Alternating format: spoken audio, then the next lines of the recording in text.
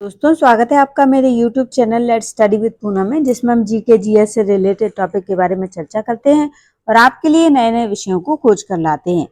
तो आज हम बात करने वाले हैं ऑपरेशन सिंदूर के नए अपडेट के बारे में। जम्मू कश्मीर के पहलगाम में हुए आतंकी हमले के 14 दिन बाद भारत ने आतंक के खिलाफ ऑपरेशन सिंदूर के रूप में बड़ी कार्रवाई की है। ऑपरेशन सिंदूर के सफलतापूर्वक अंजाम दिए जाने के बाद रक्षा मंत्री राजनाथ सिंह ने देर रात तीनों सेनाओं के प्रमुखों से संवाद किया और पूरी हालत की विस्तृत जानकारी दी। Colonel Sofia Qureshi wing commander Vyomika ने ऑपरेशन सिंदूर के बारे में जानकारी साझा करते हुए बताया कि इस मिशन के दौरान आतंकियों के 9 ठिकानों को सफलतापूर्वक नष्ट किया गया है। उन्होंने स्पष्ट किया कि अभियान के दौरान इस बात का विशेष ध्यान रखा गया है कि निर्दोष नागरिकों को कोई भी नुकसान न पहुंचे, जिसके लिए एजेंसियों से प्राप्त इनपुट की बेहद गंभीरता से लिया गया है। सवाई नाला कैंप, जो लश्कर-ए-तैयबा का प्रमुख ठिकाना माना जाता है, पहला लक्ष्य था। कर्नल कुरैशी ने यह भी स्पष्ट किया कि ऑपरेशन में पाकिस्तान के सैन्य ठिकानों को निशाना नहीं बनाया गया है।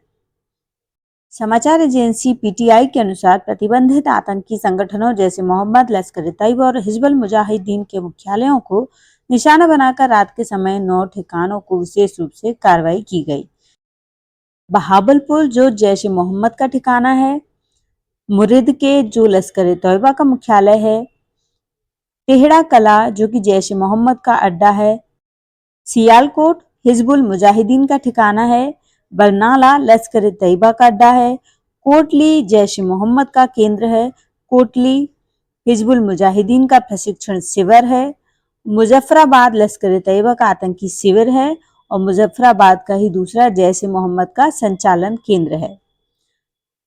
अमेरिका, ब्रिटेन, रूस, सऊदी अरब और यूएई जैसे प्रमुख देशों को भारतीय अधिकारियों ने इस कार्रवाई की पूरी जानकारी दी। अमेरिकी एनएसए और विदेश मंत्री मार्को रूबियो ने भारत के एनएसए अजीत डोभाल से बात की। वॉशिंगटन स्थित भारतीय दूतावास ने भारत की कार्रवाई को नपी तुली जिम्मेदारी और गैर उपसाऊ बताया। ये हमले रात को करीब 1 बजे से शुरू किए गए। सेना ने एक प्रेस विज्ञप्ति में कहा कि ऑपरेशन के तहत सेना ने पाकिस्तान और पाकिस्तान के कब्जे वाले कश्मीर के आतंकी ढांचे को निशाना बनाया है, जहां से भारत के खिलाफ आतंकी हमलों की योजना बनाई जाती थी और निर्देशित की जाती थी। सूत्रों के अनुसार भारतीय सेना और वायुसेना ने मिलकर ऑपरेशन सिंदूर को अंजाम दिया। यह ऑपरेशन पाकिस्तान और पाकिस्तान अधिकृत कश्मीर के कई जगहों पर किया गया है, लगभग 9 जगहों पर। इसमें सटीक निशाने पर हथियारों का इस्तेमाल किया गया है। सूत्रों का कहना है कि यह एक संयुक्त ऑपरेशन था जिसमें सेना और वायुसेना दोनों शामिल थी। पाकिस्तान पर भारत की एयर स्ट्राइक के बाद एनडीटीवी से बात करते हुए सेना के एक रिटायर्ड अफसर का कहना है कि पाकिस्तान कुछ न कुछ करने की कोशिश करेगा। अपनी साख बचाने के लिए कुछ हरकत कर सकता है।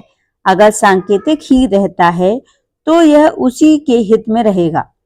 पाकिस्तान सुरक्षा परिषद में भी जा सकता है। चीन वहां उसका साथ दे सकता है। वह एयर स्ट्राइक का पाकिस्तान की आतंकी सोच पर असर पड़ेगा, इसकी उम्मीद कम है। पाकिस्तान पर भारत के स्ट्राइक के बाद एनडीटीवी से बात करते हुए पूर्व एयर चीफ आर.के. भदौरिया ने कहा कि पाकिस्तान ऑल आउट वॉर की ओर नहीं जाएगा, लेकिन अपने लोगों को दिखाने के लिए कुछ एक्शन जरूर करेगा। अपने लोगों को दिखाने के लिए वो जरूर कुछ न कुछ कर सकता है। भारत ने सिर्फ आतंकियों के ठिकानों को निशाना बनाया है। हमारे पास ऐसा कोई आतंकी ठिकाना नहीं है जिस पर वो हमला कर सके। वो क्या एक्शन लेंगे, किस टारगेट पर करेंगे? पाकिस्तान यदि लड़ाई की ओर जाना चाहता है तो हमारी सेनाएं उसके लिए भी तैयार हैं। भारत ने जितने ठिकानों पर हमला किया है, पाकिस्तान उसी संख्या के आसपास निशाना बना सकता है।